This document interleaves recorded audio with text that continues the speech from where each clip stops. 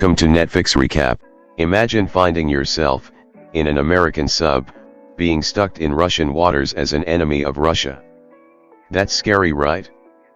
But that's what we would recap today.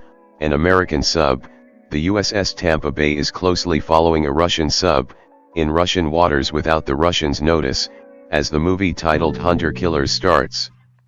Things are going smoothly, but the Russians and the Americans now realizes that they are not alone, when a torpedo was fired towards the Russians, and they are hit, and soon after another torpedo is been fired towards the Americans.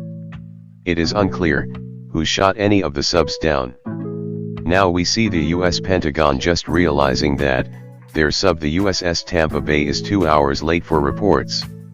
This makes the US Pentagon worried, so they decided to find out what happened by sending a team of special operators and a sub into Russia to investigate the event. This is where Joe Glass comes in, a man who have never been a captain and never went to Annapolis, but he is the chosen man for the job. So the US Pentagon contacts him, and they equally contact the right team of special ops, who just finished their training drill in Vadat Desert, Tajikistan. Joe Glass, who has now been promoted to the role of a captain, meets his XO for the first time as he gets a file about their deployment. And soon enough the USS Ankrasaz is been deployed, which Joe Glass captains. Joe Glass crew does not trust his judgments and they joke about his experience as a captain. But Joe Glass addressed the crew and used the opportunity to clear doubt about his leadership skills by letting them know that he was once like them, and he understands their fears too. Now Joe Glass has successfully bonded with his crew, so they set sail. We get to see the US special operators, who have been sent to be the eyes and ears of the Pentagon, just realizing that they are going for a top secret mission. Just before they dive out of their plane, into Russia. As they get into the Polyarny naval base in Russia, the US operators set up visuals for the Pentagon, but the Pentagon can't see the live footage clearly. After a while they have it all set, and they see the president of Russia, Zarkali, meeting up with his defense minister, Dmitry Durov. As the president meets Dmitry, he asks if the Americans have made contact regarding the sub that sunk earlier on. Dmitry said yes. President Zarkali tells his defense minister to keep the Americans waiting. Captain Joe Glass finally gets to the scene where the Americans and the Russians were attacked, and he sees the USS Tampa Bay destroyed along its 110 men. His sub's radar picks up something. It is a torpedo. Captain Joe guides his crew and they carried out maneuver tactics and it was successful. Joe Glass and his crew finally shoots down the sub attacking them, which turns out to be Russian, and it was hiding in the ice. Joe Glass discovers the Russian sub that sank at the starting of the movie and orders his men to go save the Russian crew that was still alive, after they discovered that some Russians were still alive. His crew is not happy about the fact that they are helping the Russians, and they question Joe Glass' judgments among themselves, even after Joe Glass addresses the Russians as prisoners of war. The president of Russia, Zarkali, gets informed by his defense minister that the USS Ankrasaz sank their sub, so he decided to call the president of America himself. It turns out he can't make calls. Just as he was doing this, he discovers that the Russian destroyer has been deployed, without his order. His defense minister enters into the office and informs him that he has asked for the destroyer to be deployed as the president is indisposable.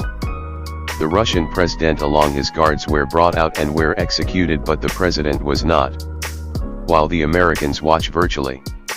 It is a coup. Pentagon discovers. Now Pentagon orders the special operators on ground to go rescue the Russian president and orders Captain Joe Glass to sail to the Polyarny base in Russia to pick up the special operators. The special operators starts taking their position just before the Russians discovered their signals transmitting to the Pentagon. Dmitry Durov orders his men to go look for them. The Russians finally gets the position where the American operators were but could not find them. So the Russians fire at the position where they think the Americans are. One of the special operator, Martinelli, gets hit but must remain quiet because, if he shouts he will give up their position. The US operators leave without Martinelli because of his injury, and they fight alongside one of President Zarkali's bodyguard who was shot but did not die. Successful they are in rescuing President Zarkali, even though it cost an operator life, but they must get to the extraction point. On their way to the extraction point they get fired at over and over again, even though Martinelli provided cover for them using his sniper. They finally gets to USS Ankrasaz, who was sailed with the help of the Russians on board. While the USS Ankrasaz was sailing towards the Polynary Naval Base, Captain Joe Glass and his crew discovered that the fjord was covered with mines. So he pleaded with the Russian captain on board and tells him that his sub was not fired by Americans but it was sabotage and fired by the Russians, so after a lot of persuading the Russian captain decided to help them out of the mines, even though Captain Joe's crew was not happy with the decision. As the Americans' operators were swimming to the rescue boat with the president, one of the operators was hit and he dies. The other operator successfully takes the president to the extraction point, but goes back to get Martinelli who was at this point held at gunpoint. Luckily for him, his teammate came to the rescue. Now the Russian President Zarkali is now on board Captain Joe Glass' sub, the USS Ankrasaz, who is now under attack by the Russian destroyer from the order of Minister of Defense Dmitry Durov. Captain Joe Glass have been given an order from the Pentagon to defend the President of Russia at all cost. This includes firing back at the destroyer, but he can't because his sub has ran out of usable ammunition, so the President Zarkali broadcasted to the Russian sub directly, telling them to halt fire. And an attack on the American sub is going to be considered treason. The captain of the Russian sub tells Dmitry about the President broadcast and says he will not fire on the American sub even though the sub is directly besides him. So Dmitry launches missiles himself to the American sub, but the Russian destroyer takes down all missiles and fires directly to Dmitry's location, killing him, and destroying the Polynary Naval Base. So guys, we made it to the end of the movie. If you do like this video, please tell me by hitting the like button. If you like the story, please share your opinion in the comment section. And lastly, if you do not like my voice, let me know in the comment section. And don't forget to subscribe. Bye bye.